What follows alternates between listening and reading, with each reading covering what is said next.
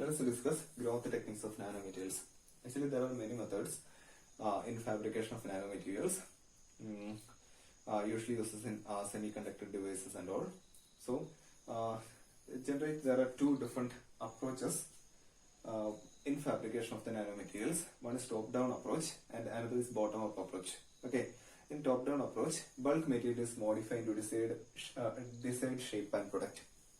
Actually, in general, we can say an example. We have seen some temples made up from a single rock by carving it. Okay, that is one of the example for that is a general example for top-down approach. Okay, from a single rock, if you are making some single rock, if you are making some desired shape and all, then that is known as top-down method.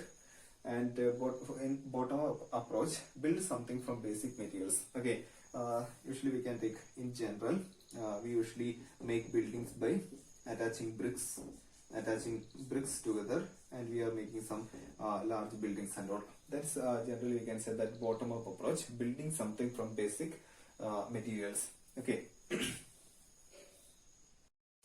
And the examples for top-down approaches: lithography, etching, and implantation, etc. As well as for bottom-up approach, chemical vapor deposition, sputtering, and all. Okay, and we are going to explain these processes more deeply.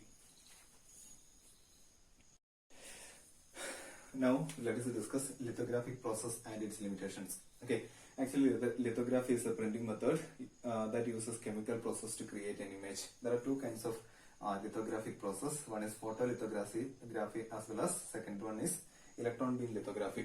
Okay, actually in photolithography as well as in electron beam lithography, we use a mask which used to generate that particular image on a photosensitive or electron beam sensitive screen. Okay, and for photolithography, if we send a beam of light here, and then this will enter through this T shape, and that will create a T-shaped image on this photosensitive material, on this photosensitive screen on other side. Okay, on the back side of this photo mask.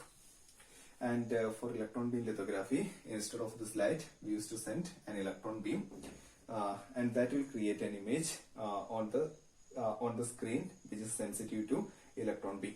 Okay.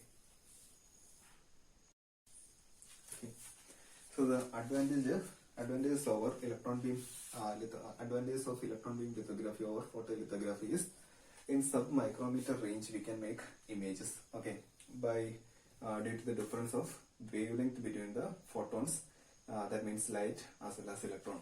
Okay, so by using electron beam lithography we can make narrow images on the screen, okay, which is sensitive to electron beam.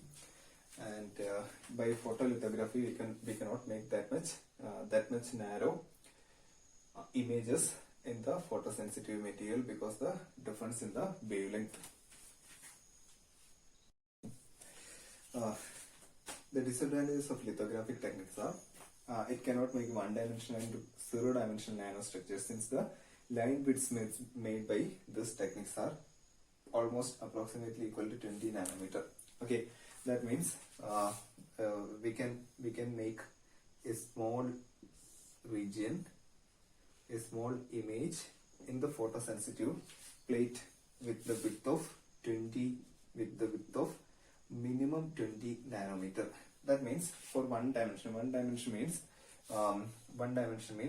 for in an atomic range. Okay, diameter of an atomic range is here we are considering as one dimension. So in one dimension as well as zero dimension, for one atom we are considering as well as zero dimension, we cannot make use of this lithographic techniques, because the minimum width of this image made by lithographic techniques, made by this mask is 20 nanometer, and because of the diffraction pattern, because of the diffraction happens, and less than 20 nanometer we cannot make by a lithographic process. That is the major disadvantage of this process, okay, for this technique. Okay, now let's discuss non-lithographic techniques, and this is actually based on self-organization process. In general, for example, we can consider during rainy season, algae used to grow up on concrete, okay, or otherwise if we keep bread in open air, by the time being the fungus will grow up, okay, and generally we can consider that example as non-lithographic techniques. In our field, in nanomaterial, in the fabrication of nanomaterials, and let's discuss different kinds of non-lithographic techniques. One is vacuum-based deposition process. Okay, that vacuum-based deposition process actually happens under high vacuum. We used to make chambers, vacuum chambers, and that process will happen in vacuum chambers. Okay, that means the advantages of this vacuum deposition process is there is no presence of foreign particles. So our fabrication or making of nanomaterial, that nanomaterial is purely clean, and there is no presence of foreign particles.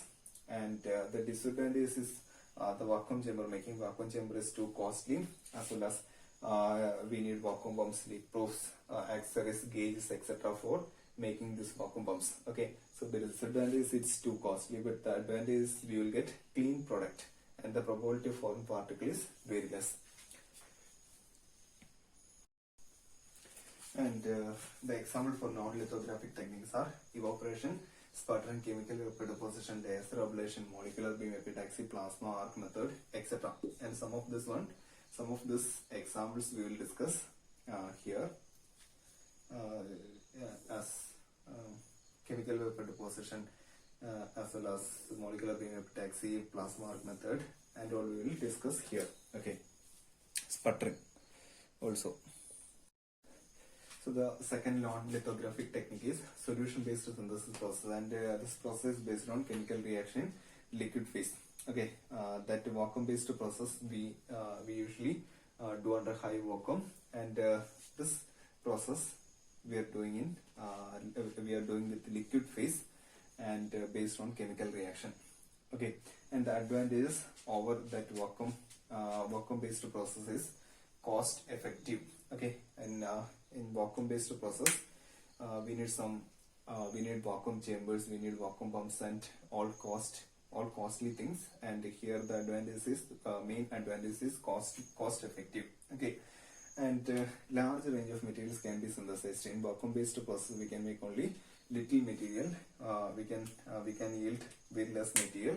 But in this process, in this solution-based synthesis process, large range of material can be synthesized. And the disadvantage over vacuum-based process is not very clean process. Okay, when we are doing a process under high vacuum, then there is no foreign particles and all. And but in this technique, not very clean process, because the presence of foreign particles will be there, and undesired molecules, ions, remain within the product, will affect the property. Okay, actually we need to get a good product with a pure good product with desired particles only. But here in solution-based process, we will get undesired molecules or ions that will affect the property of the material. Okay, so that is the disadvantage of this solution-based synthesis over vacuum-based process. And the example of the solution-based synthesis process is wet chemical synthesis, such as salt gel dip coating, spin coating, spray pyrolysis, electrodeposition process of self-assembly of nanopores, and we will discuss it later. Okay.